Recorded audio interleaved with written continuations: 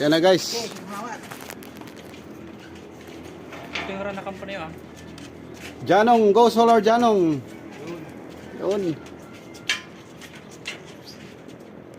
Na guys, yung ating installation na 12 kilowatt. So nagkakabit tayo guys ng 18 panels yung install natin. Pero puro engineer yung kasama natin.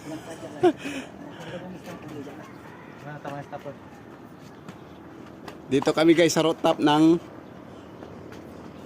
kanilang bahay. Hardware. Dito kay Engineer Cruz. Cruz ano to? Corpus pala. Dito pala kay Engineer Corpus. Yan, yung sinong gusto magpa-solar dyan.